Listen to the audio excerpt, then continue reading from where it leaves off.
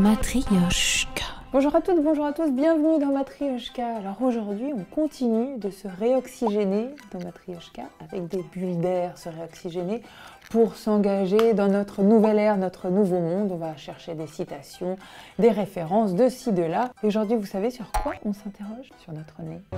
Ah non, c'est un peu court, jeune homme. Oui, soyons plus clairs. On se demande comment faire en ce moment pour retrouver goût et inspiration. Depuis que le Covid-19 nous pend au nez, la perte d'odorat a été un des symptômes des malades, c'est un fait. On a redécouvert des mots comme l'agueusie et l'anosmie. L'anosmie qui est donc la perte d'odorat, mais plus que le nez bouché, ce sont les neurones olfactifs qui sont touchés, et l'agueusie qui est donc la perte de goût. 60% des personnes ayant subi une perte d'odorat présentent un syndrome dépressif. Ah oui. Mais puisque le temps confiné n'a pas été du goût de tout le monde, on peut se demander si la perte de goût des autres, de goût de la vie, ne touche pas plus de monde. J'ai faim.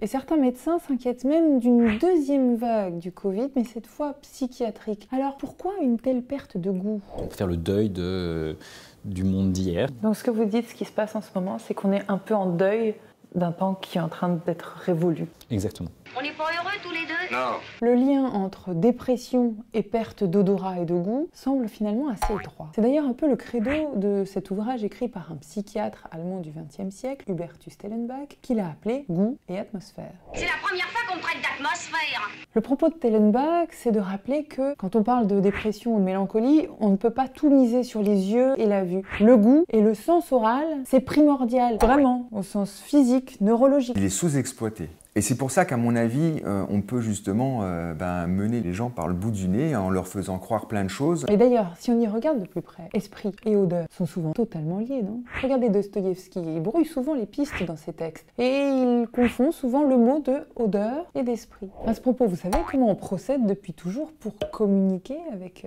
les dieux? Eh bien, quelle que soit leur religion ou leur civilisation, les hommes ont toujours demandé protection ou imploré le pardon des dieux en leur offrant du parfum. Donc, c'est par l'odeur qu'on a toujours essayé de communiquer avec les esprits. Mais si on y réfléchit, vous savez d'où vient le mot parfum? Perfumum, à travers la fumée, qui va donc donner le nom de parfum. C'est QFD. Alors, si on réembaumait nos lendemains? Parce qu'après tout, l'odorat finit par revenir en cas d'anosmie, avec un peu d'entraînement. Misons sur un peu d'entraînement pour retrouver notre goût de vivre. On ne peut pas attendre que l'inspiration vienne toute seule, sous-entendu, c'est ce qu'écrit Jack London. Il faut courir après avec une massue. Alors, courons. Matryoshka, c'est maintenant terminé. Version bulle d'air. J'espère que ça vous a plu. N'hésitez pas à nous le dire, à l'écrire, à commenter, à partager, à vous abonner si vous ne l'avez pas encore fait ou à abonner vos frères, sœurs, enfants. On se retrouve très vite pour un nouveau Matryoshka version bulle d'air. Si vous voulez retrouver nos anciens Matryoshka, n'hésitez pas à les regarder. Vous avez un petit peu de temps pendant les vacances sans doute. Et nous, on se retrouve la prochaine fois pour une nouvelle bulle d'air complètement foutraque,